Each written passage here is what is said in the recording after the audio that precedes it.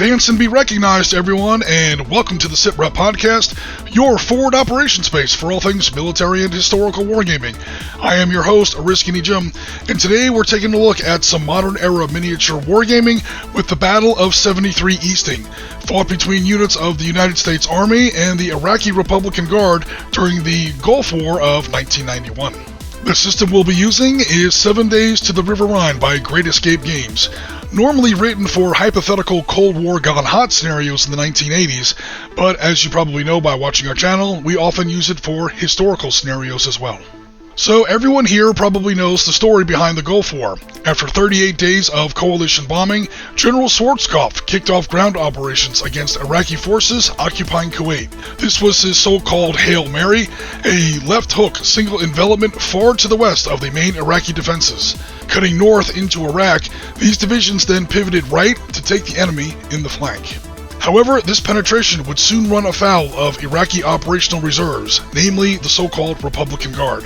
They were supposed to be the elite, the bedrock of Saddam Hussein's defense, or the core of any expected counterattack. We'd find out soon enough as the spearhead of Lieutenant General Frederick Frank's 7th Corps made that pivot to the east and approached what they called the Kuwaiti Shoulder. As they approached the border, they soon ran into forward elements of the al-Talwalkana, or In God We Trust division of the Republican Guard. In the lead was the 2nd Armored Cavalry Regiment, specifically Eagle Troop of the 2nd Squadron. Cresting a low ridge, they ran into entrenched Republican Guards dug into a formidable reverse-slope defensive position. Thus, the battle began. Now, with no major towns or rivers or other geographic features in the area, this engagement would go down in history named simply for its grid reference on coalition maps, 73 Easting. Eagle Troop had 2 platoons of M1A1 Abrams main battle tanks and 2 platoons of M3A1 Bradley armored cavalry vehicles. Now these are the scout variant of the Bradley, which doesn't carry as many troops in exchange for additional tow missiles and ammunition for the 25mm Bushmaster automatic cannon. What they ran into was almost a regiment's worth of Iraqi armor, mostly drawn from the 18th Armored and 37th Mechanized Brigades. This was mostly made up of the Lion of Babylon variant of the T-72 tank. Now, you guys gotta remember, this isn't the Soviet T-72 that everybody was worried about back in the 70s and 80s. This is the Iraqi version of the T-72M export variant, built under license in Iraq no less. But it sure beat the T-55s, T-62s, Type 59s, and Type 69s that the rest of the Iraqi army was using. They also had the BMP-1 tracked APCs, which is a lot better than the BTR wheeled APCs that we saw the rest of the Iraqi army using. And again, all of this was set up in a reverse slope defense, and this is designed to reduce the engagement range at which the Americans could open fire against Iraqi positions. Well, if you're watching this channel, you probably already know how this one turns out. The Iraqi Republican Guard was absolutely curb-stomped, with Eagle Troop taking minimal damage in return. The absolutely gigantic differences in troop morale, troop quality, equipment, training, tactics, aggression, virtually every battlefield advantage that you can have simply made this one of the most one-sided engagements in modern military history. This engagement, of course, was just the start of a much larger battle. As the American spearhead continued to penetrate eastward, the battle area steadily expanded to the left and right, or the north and south, soon drawing in elements of the US 1st Armored Division, 3rd Armored Division, UK 1st Armored Division, and others. This battle slowly grew into a larger general engagement that some people call the Battle of Norfolk, which sometimes includes or encompasses engagements like the Battle of Medina Ridge or the Battle of El Hanaya and others. Any way you cut it, this was the apocalyptic climax of the ground operations in the Gulf War. Now for our table, the absolutely massive qualitative gaps between the Americans and the Iraqis are going to lead to a very asymmetric game. In fact, this is going to be probably the most asymmetric game I've ever run in miniature. So what I'm trying to say is, this one's going to have some special rules. Let's head over to the footage and see how our recreation of the Battle of 73 Easting turns out. Okay, here is our table for today. It measures 8 feet by 6 feet, presented in 15mm, and we're looking out of the south into the north. Now, clearly, the real battlefield for 73 Easting wasn't nearly this busy. It was much more of a flat, sandy, featureless plain. We're taking some creative liberties here in the name of visual interest. Here to the southwest, we have the small village where some Iraqi anti-aircraft artillery. Historically, this was the unit that would fire the first shots of the battle. And further over here to the east, we see plenty of dug-in emplacements where the tanks of the Iraqi al-Talwalkana division are going to be entrenched and waiting for the Americans. Further over here to the west, you see these small patches of elevated terrain. This is where I'm trying to outline a general ridge behind which the Iraqis of al-Talwalkana division were trying to set up a reverse slope defense.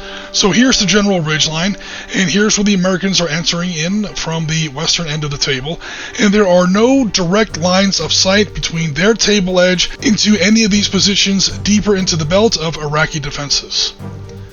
For forces, we start off with a platoon of 4 M1A1 Abrams main battle tanks. This is going to be the lead element of Eagle Troop 2nd Squadron, 2nd Armored Cavalry Regiment. They also have a platoon of M3A1 Bradley Armored Cavalry vehicles. Now notice these are the scout vehicles, they don't carry nearly as much infantry. It takes all 4 of these vehicles to carry just those 10 infantry on 2 stands. We also have a ambulance vehicle and a couple of headquarters vehicles there in the Humvees, and of course a little bit of air support because it wouldn't be fun without some air support. We have an AH-64 Apache and of course an A-10 Thunderbolt II. Heading over here to the Iraqis. Now, real quick, I do apologize that a lot of these vehicles are still in Soviet camouflage and Soviet markings, but we start off with 10 T-72s, those are the Lions of Babylon. Next up, we have 5 T-62s. Now these guys are in Iraqi camouflage and markings, followed by a platoon of 3 T-55s, and rounding up with a platoon of 3 Type 59-2s. These are Iraqi upgrades of Chinese exports. Next, we're looking at some BMP-1 APCs. They do not carry the AT-3 Sagger anti-tank missile. And the ZSU 57-2, I'm just including because I really want to use that miniature. It's a new miniature of mine. Some support vehicles, and of course we have some infantry. We start off with a command squad there, and then moving further down the line we have more rifle squads that are going to be carried in those BMPs. Watch out though, because one of those squads is also carrying an SA-7 man pads, so that Apache and those that A-10 Warthog, they're not completely unchallenged. The Iraqis are clearly on defense, so I've gone ahead and set them up first. Also, because they have 21 tanks and 5 APCs, they are going to be activating by platoons. So we have a platoon of T-72s here, backed up by a platoon of Type 59-2s. We have another platoon of T-72s plus the company command vehicle there. We have a flanking platoon of 3 more T-72s, backed up by another platoon of 3 T-55s right there. Sort of a half company of T-62s. Those 5 tanks are going to activate as one unit. Same with those BMPs, and same with all the infantry who have already dismounted. So you guys get the idea how it is. And once again, this battlefield is, like I said before, way busier than the historical battlefield of 73 Easting. We're also giving the Iraqis some off-board artillery support with some D-30 field howitzers they can bring in once a turn, and those are the house rules for how we handle off-board artillery in 7 days to the River Rhine. And also because the Iraqis are going to be activating by platoon, they're going to be starting off with 10 activation tokens. Those are those red poker checks you see there to the side. And here are some of their cards for those of you who are interested. You'll notice that I have reduced many of the values because I'm trying to reflect the relatively poor state of the Iraqi army. Yes, even the Republican Guard after 5 weeks of coalition bombing. So yeah, they're already in pretty rough shape. The Americans, conversely, will be activating in the more conventional way that you see in 7 days to the River Rhine, 1 vehicle or infantry team per counter. They have a total of 14 counters, so it's going to be 4 for the tanks. Now, quick note, I will be giving the Americans a counter for each of their Bradleys because they're technically not APCs, they're armored cavalry vehicles. They only carry like 2 or 3 infantry apiece. They're mostly for cannons and missiles. Some more house rules. Here is how we're going to handle the A-10 Thunderbolt. We'll go over it in more detail when the Thunderbolt comes on the table. But here's a quick review of the Thunderbolts card and how we used fixed-wing airstrikes when we play 7 Days to the River Rhine.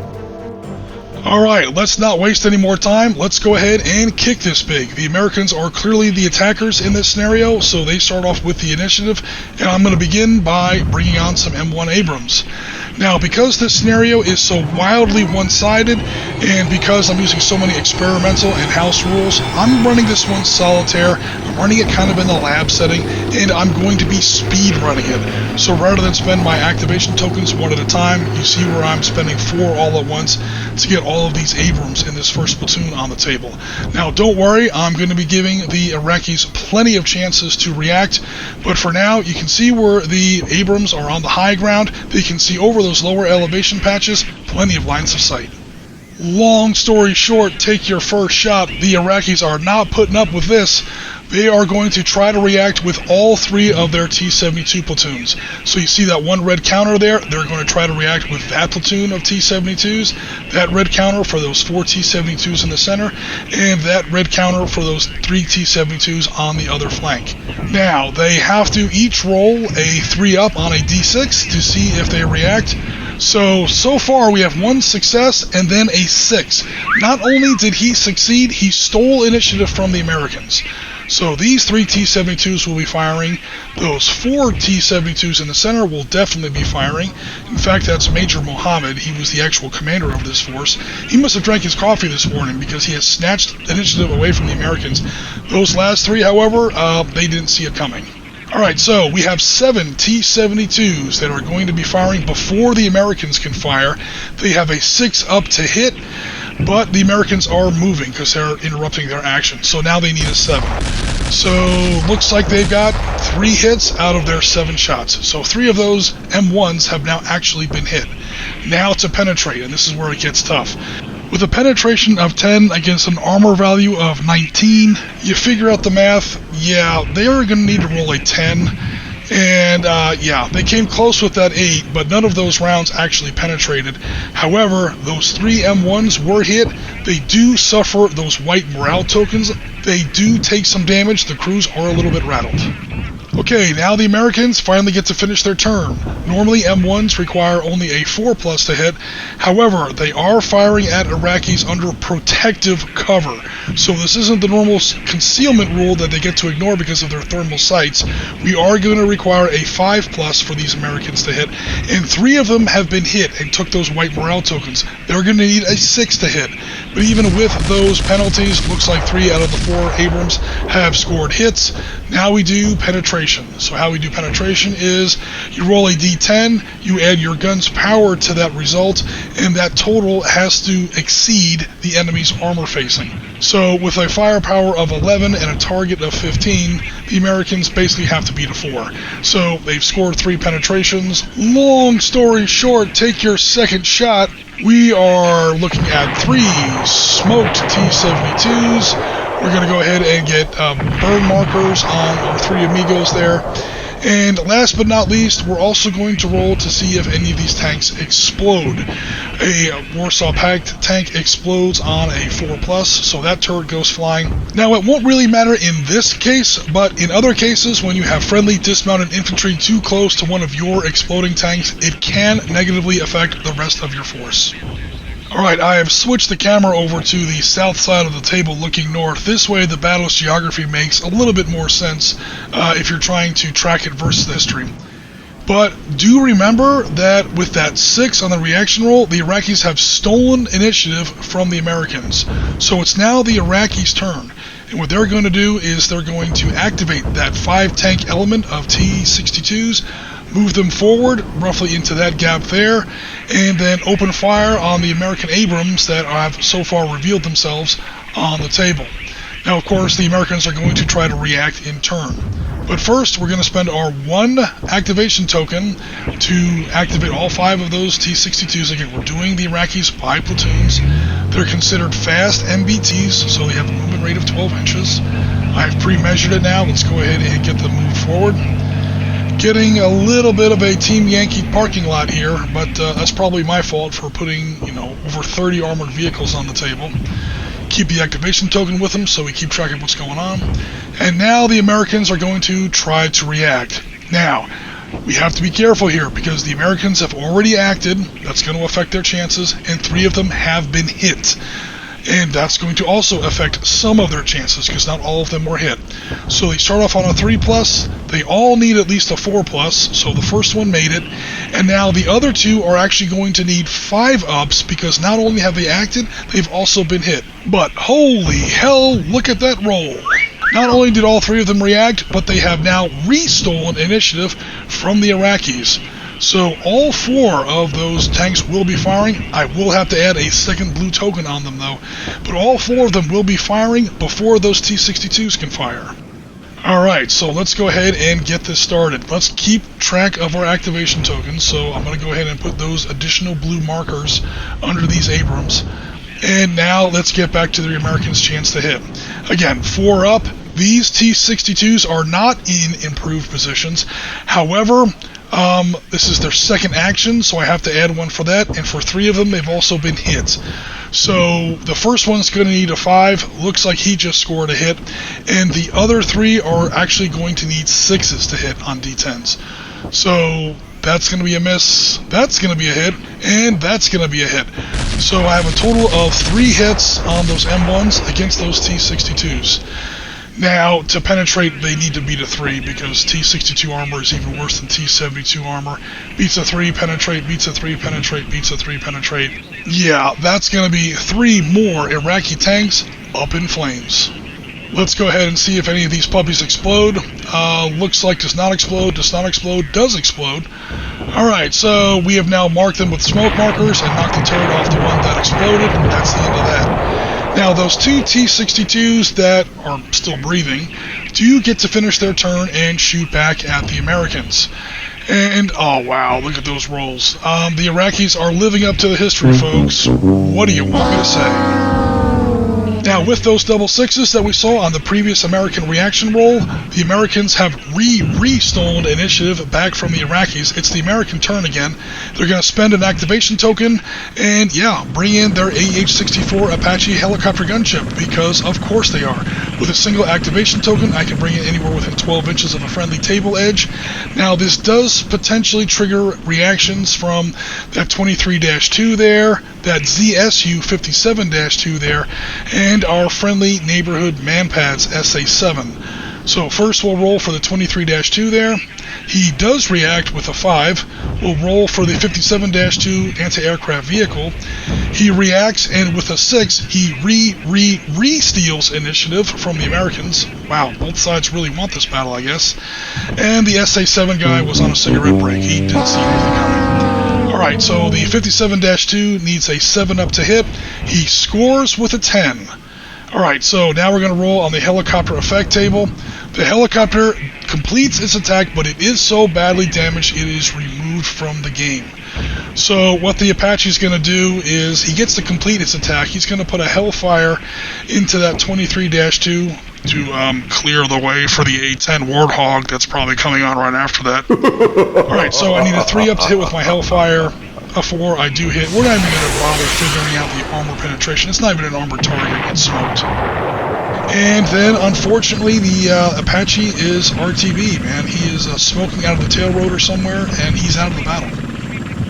Now, with that 6 on the reaction roll, the Iraqis have re-stolen initiative back from the Americans. It's the Iraqis' turn again. They're going to go ahead and activate this platoon of 3 Type 59-2s. They're already in position, so they're just going to open fire on those Abrams. They do have primitive laser rangefinders, so they need, a 6-up to hit. And one of them has scored a hit, but now to penetrate, it's really tough.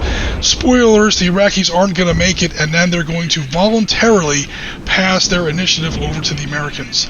The Americans are going to start off by trying to bring their A-10 on the table. They need to roll a 7-up to see if the A-10 is available. They scored a 10, so guess what?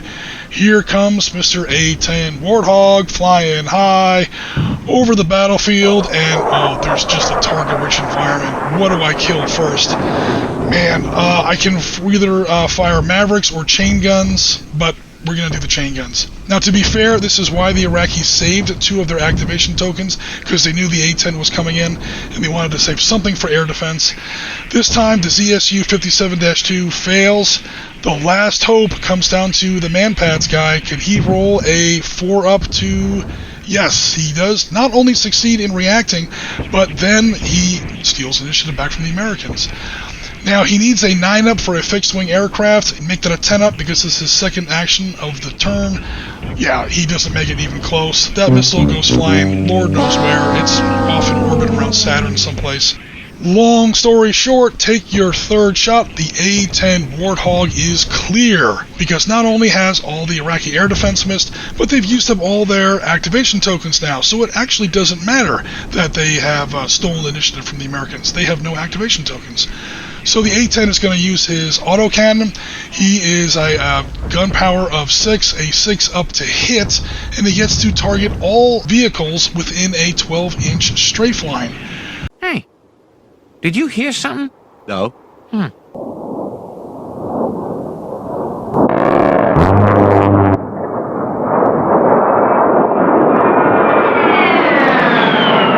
So I'm going to try to measure the most efficient 12-inch line I can.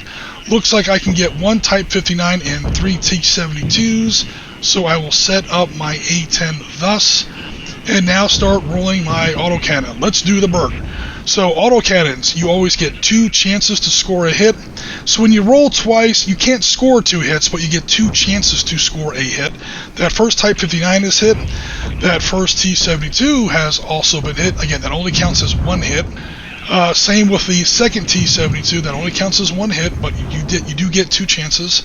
And the last T-72, we actually missed. And look at that, it was the battalion commander, number 400 there. That's Mr. Mohammed. He actually must have said his prayers this morning, because the A-10 has missed him. Alright, let's go ahead and start with the penetrations. We roll these penetrations against the tank's roof armor. With our house rules, roof armor is whatever the listed flank armor is, -2. So that first one definitely penetrated, because again, the gun power is 6, I add a D10, and I have to beat, in this case, let's see, on the Type 59 I needed to beat a 10, and on the T-72s I'm going to have to beat an 11. So a 5 plus 6 actually just barely ties an 11. That T-72 has technically survived, and that second T-72 is smoked. So he is smoked, he does explode, so I'll go ahead and remove his turret. Again, Warsaw Pact tanks explode on a 4-up. Good job, Mr. Warhog, you took the turret clean off that Chinese piece of junk. Alright, now this guy, we only tied his armor, so he will only be maximum stacked on morale. But meanwhile, the guy next to him, yeah, that turret is landing in another zip code somewhere. That is the end of him. So that was the result of our gun run. We had 2 kills, a damaged, and a 1 clean miss, unfortunately. So, yeah, when you tie the armor, you maximum stack its morale. That tank is now hopelessly pinned.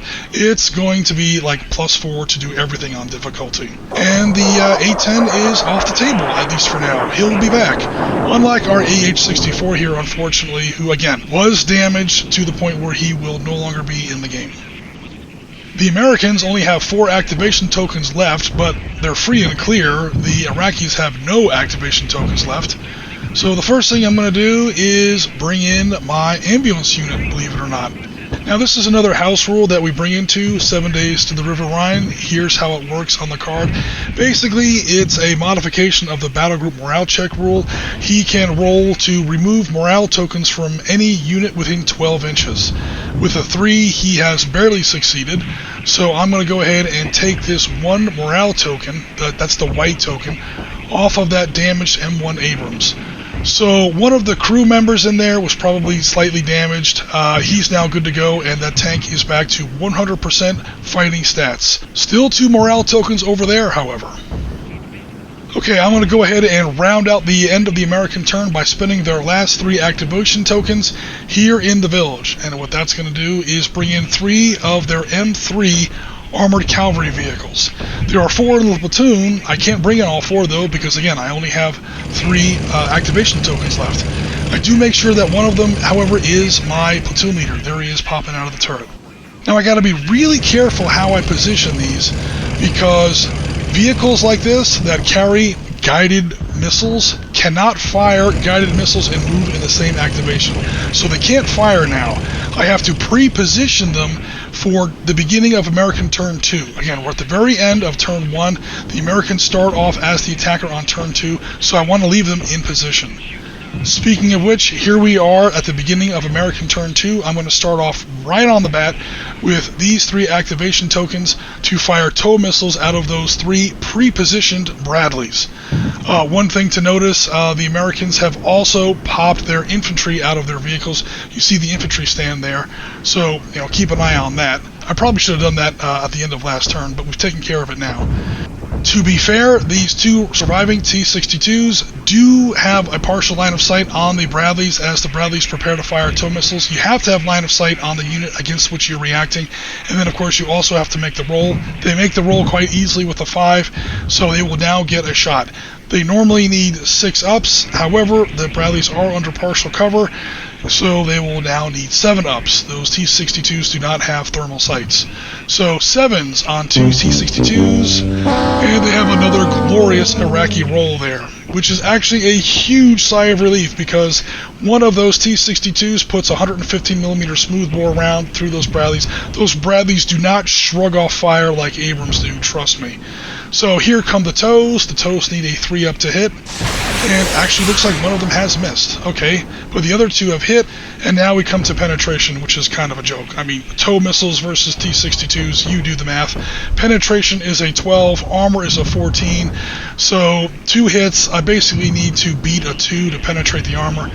Yeah, that is going to be 2 more T-62s blown into the middle of next week. Moving forward with the turn sequence quickly, I'm going to go ahead and quickly spend my activation tokens to activate more M1s. No worries on those first 2. However, the second 2 Abrams do have pre-existing morale tokens underneath them, those white chucks you can probably barely see. That means I do technically have to roll to activate them, even though it's their turn. They make it with no problem. And now we start mapping out their movement. So that first element is going to move forward. They're going to gain that next piece of high ground. The next element might need 2 bounds to get there. I may have to spend another activation token to get them up to that next piece of high ground. But I got to be careful not to advance too far too quickly, because if I open up too much of an oblique angle there, I might leave my flank open to some incoming Iraqi tank fire later in the turn. Against an Abrams, even a T-55 can get lucky with a flank hit, so I gotta be careful there. And there we are so far, folks. Hopefully you can see just how overpowered the Iraqis were in this engagement. And remember, these were the Republican Guard, supposedly the best the Iraqis had. Now, people might ask, why even bother playing a war game where one side is so completely and obviously outclassed? Well, the secret to these historical asymmetric war games is in the victory conditions. If you guys remember to the last time we did the Gulf War in miniature here on the Sitrep channel, you'll remember that the Marine Corps technically lost the game for El Jabra Airfield, even as they very obviously won the battle. At 73 Easting, I don't think the Army lost any tanks and only 1, maybe 2 of their M3 ACVs. So if the Iraqis are able to exceed those results, they might technically win the game, even as they quite obviously get absolutely curb stomped in the battle itself. So what I'm trying to say is, please come back next week and see how our recreation of 73 Easting finishes up. And that's where we're going to leave it for now, folks. Thanks very much for watching. Please like, comment, and subscribe if you enjoyed this content. Please remember to hit that notification bell. Also, please consider joining the Sitrep Podcast Discord. There's an auto-accept invitation link to our Discord in the description of this video. Join our community, see what everybody's up to, and best of all, show us what's happening on your hobby table. But for now, this is Iraqi Jim with the Sitrep Podcast. We are rounds complete for another episode. And as always, Tango Mike for watching.